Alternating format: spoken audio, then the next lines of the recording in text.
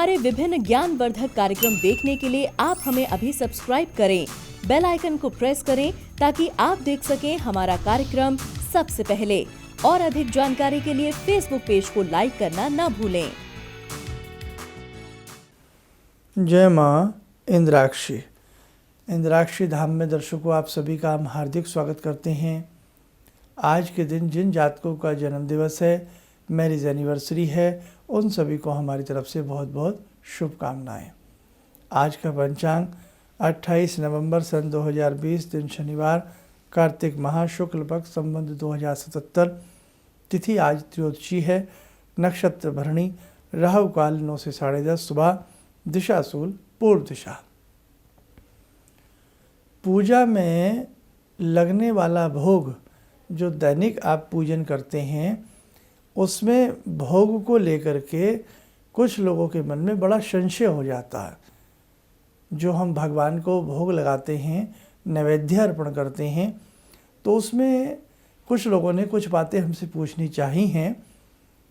आज हम इस विशेषांक में आपको बताने वाले हैं, क्या अलग अलग देवी देवताओं को अलग अलग हम भोग लगाएं दैनिक पूजन में, हम कैसे करें, इस उलझन से हम आपको आज निकाल देंगे। एक संदेश और ध्यान रखें हमारे सभी साधक, कल पूर्णिमा का व्रत है। बहुत लोग पूछ रहे थे पूर्णिमा का व्रत कब करें, तो कल पूर्णिमा का व्रत है। जो हम दीपदान का आयोजन आप सबके साथ सहयोग से मिलकर के कर रहे थे, वो ईश्वर की कृपा से, हरि की कृपा से बहुत सुंदर हुआ। और कल हम भी आप सबके निमित्त, संसार के निमित्त, विश्व में सुख शांति आए, इस कामना भाव को मन में रखते हुए कल दीपदान हम भी संध्या के समय करेंगे। क्योंकि कल जो पूर्णिमा है, हालांकि व्रत पूर्णिमा का कल ही है, कल जो पूर्णिमा है वो दिन से शुरू होगी, रात्रि पर्यंत रहेगी। और परसों जो पूर्णिमा है, परसों गुरु नानक जयंती भी है। गुरु नानक जी का आशीर्वाद पूरे विश्व को प्राप्त हो, पूरे विश्व में सुख शांति आए, ऐसी हम गुरुदेव से प्रार्थना करते हैं। दूसरी बात कि परसों जो पूर्णिमा है, वो परसों पूर्णिमा दिन में है, यानी कि 3 बजे के आसपास तक पूर्णिमा है, समझे आप। तो इसीलिए पूर्णिमा का व्रत आप कल ही रख लें तो ज़्यादा अच्छा रहेगा। और जिन्होंने दीपदान का संकल्प लिया हो, तो कल तक अपना संकल्प भी आप लोग पूर्ण कर लें। अब आइए, अब जैसे हमारे घर में विष्णु जी भी हैं, राम जी की भी फ़ोटो है। भाई हमारा मन नहीं मानता, हम तरह तरह की जो भी हमारे देवी देवता हैं हम उन्हें रखते हैं। वो बात अलग है कि हम चाहे गायत्री मंत्र के ही साधक हों, चाहे हम शिव मंत्र के साधक हों, लेकिन 2-4 फोटोएं सभी के घर में अलग अलग देवी देवताओं की हो जाती हैं। लड्डू गोपाल भी आपके घर में होते हैं, तो बड़ा कन्फ्यूज़न सा हो जाता है कि अब हम गुरु महाराज भी हमारे होते हैं, तो हम क्या करें। तो क्या सबको अलग अलग भोग लगाएं, सबके लिए अलग अलग दीप जलाएं? नहीं, भगवान एक है, उसके रूप अनेक हैं। तो जब आप अपने घर में भोग लगाते हैं, जैसे भोग में हम कोई मिष्ठान किसी कटोरी में रख कर के भगवान को अर्पण करते हैं, प्लेट में, तस्तरी में, कोई लड्डू, बर्फ़ी, कुछ भी, या कोई फल हम अर्पण करते हैं, तो वो समस्त देवी देवताओं की तरफ ऐसे इशारा कर दिया करें, एक ही पात्र में रखा हुआ भोग सभी को अर्पण हो जाता है। आप कन्फ्यूज़न ना करें मन में। भगवान हमारी भावनाओं के भूखे हैं, भगवान हमारे प्रसाद के भूखे नहीं हैं। भगवान देने वाले हैं, देवता देने वाले होते हैं, लेने वाले नहीं होते। इसलिए जो भी भावना भाव से भगवान को समर्पित किया जाता है, समर्पण किया जाता है, भगवान उसे स्वीकार करते हैं। और भगवान तो भोग भी ऐसे लगाते हैं कि साहब रत्ती भी नहीं घटता है, वो बढ़ जाता है। जैसे एक मधुमक्खी एक फूल का पराग लेती है और उस फूल को पहले तोड़ लीजिए, और जब मधुमक्खी ने उसमें से पराग ले लिया हो, शहद के कण ले लिए हों, मिठास के, फूल को तोलिए, फूल का वज़न रत्ती भर नहीं घटता। तो जैसे एक मधुमक्खी फूल से चुन लेती है अपने पराग को, ना फूल की खुशबू घटती है, ना फूल का कलर घटता है, न फूल की महत्ता घटती है, न फूल अशुद्ध होता है, हर तरह से फूल सुगंधमय बना रहता है और उसमें से लेने वाली मधुमक्खी कुछ ले भी लेती है। तो ऐसे ही भगवान हैं, आपके भोग में से ले भी लेते हैं, न उसकी गुणवत्ता घटती है, न उसका स्वाद घटता है, न उसका वजन घटता है। तो बहुत लोग ऐसे कई बार तीखे सवाल कर देते, ये जो तुम भोग लगाती हो, ये जो तुम भोग लगाते हो, क्या भगवान इसे खाते हैं? अरे साहब, आपको पता नहीं लगता वो किस हिसाब से उस भोग को चख लेते हैं। माँ जब अपनी संतान को रोटी खिला रही होती है ना, तो माँ का पेट तो जब भी भर जाता है जब उसकी संतान का पेट भर जाता है। गलत कह रहे? अगर हमने सही कहा हो तो ज़रूर बताइएगा। हम माँ बाप ऐसे होते हैं, संतान पेट भर ले तो माता पिता का पेट भर जाता है, समझे? तो ऐसे ही हम मन से भगवान को कुछ भी लगाएं, सब स्वीकार कर लेते हैं। उन्हें आवश्यकता नहीं है किसी भी तरह से दांतों के रूप में आपके प्रसाद को ग्रहण करने की, है ना? तो अब ये बात अलग है कि आपने अगर लड्डू गोपाल रखे हैं और आपका मन करता है कि भाई ये तो बाल स्वरूप हैं, तो मैं इन्हें थोड़ा सा दूध का भोग लगा दूं अलग से। हर घर में दूध आता है तो कोई दिक्कत नहीं है। आप एक तस्तरी में, एक प्लेट में फल फूल जो भी भगवान को अर्पण करते हैं वो समस्त भगवान की तरफ अर्पण कर दीजिए। और यदि लड्डू गोपाल का छोटा सा रूप आपके घर में रखा है, उन्हें आप दूध या मक्खन कोई अलग से करना चाहते हैं, बाल स्वरूप है, भगवान मनोभावों में भावों में बसते हैं, तो आप उन्हें अलग से दूध अर्पण कर सकते हैं। अदरवाइज़ जो भी आपके घर में और अन्य देवी देवता जो भी आपके पूजा स्थल में हैं, आप एक ही पात्र से सभी को अर्पण कर सकते हैं। हाँ, जब कोई विशेष पूजा होती है, कोई विशेष कर्मकांड किया जाता है, तो फिर उस देवी देवता का विशेष पूजन ब्राह्मण लोग या आप लोग जैसे भी करते ही हैं। हमने जैसे दीपावली की रात्रि में आपको बताया कि आज महालक्ष्मी की निशा है, हम इस प्रकार से लक्ष्मी मैया का पूजन करें। बसंत पंचमी आती है, सरस्वती का करें। नवरात्र आते हैं, मैया दुर्गा का करें। तो वो चीज़ें सब अलग अलग हैं, लेकिन दैनिक पूजा में आप इसी प्रकार से भोग लगाएं, कन्फ्यूज़न ना रखें, किसी भी तरह मन में संशय ना रखें। भगवान राम भिल्ली के पास गए, शबरी माता के पास गए, देखा ना कैसे बेर खाए। तो भोग बड़ा नहीं है, बड़ी है आपकी भावना।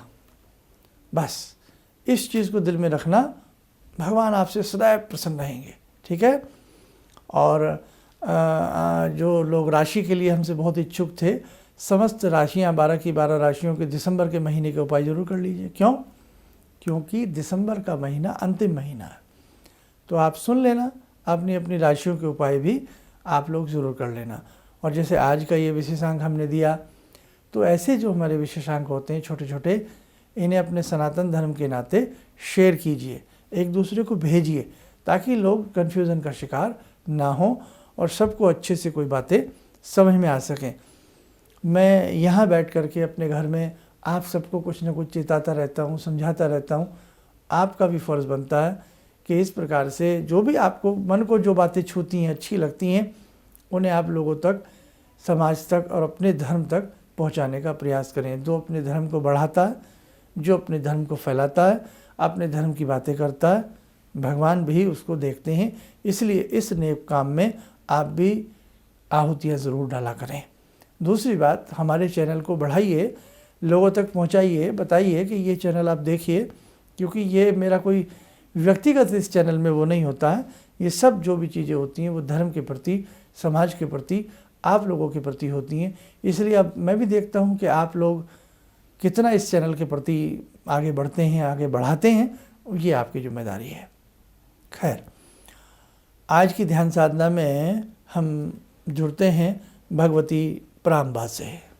ॐ सिन्दूरारुणविग्रहां त्रिनयनां माणिक्यमूलस्फुरात् स्तारानायकशेखरं स्मितमुखी भापेन वाक्षोरुवां पाणिभ्यामलपूर्णरत्नचषकां रत्नोत्परां बिभ्रति सौम्यां रत्नगटस्थरक्तचरणां ध्यायेत् परां अम्बिकां खड्गं चक्रगदेषु चापपरिगान् शूलम्बुसोण्डिं शिरा शङ्खं समदधतीं करे स्त्रीनयनां सर्वाङ्गभूषावृतां नीलासमद्युतिमास्य पाददशकां सेवे महाकालिकां यामास्तो स्वपितैहरो कमलजो हन्तुं मधुं कैटवम् विद्युद्दामसमप्रभां मृगपते स्कन्दस्थितां भीषणां कन्या विहकरवालखेटविलसा धस्ताविरासेवितां हस्तैश्चक्रगदाशिखेटविशिखां चापं गुणं तर्जनीं विप्राणामलिलात्मिकां शशिधरां दुर्गां त्रिनेत्रां भजे। कवच बना लें, ध्यान करें, भगवती का आशीर्वाद हम सबके ऊपर बरस रहा है।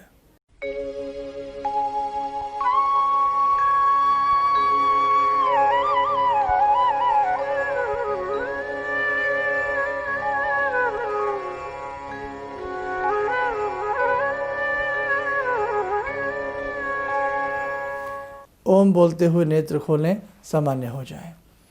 सभी के सिर यंत्र तकरीबन भेज दिए गए हैं। जो विदेशों में हमारे साधक हैं सबके उनके भी भेजे गए हैं। कुछ के जिनके भी रह गए हैं देश में, सब देश में विदेश में, जन्म पत्रियाँ हों या कुछ भी हों, वो सब स्टेप बाय स्टेप कार्य हम लोग कर रहे हैं।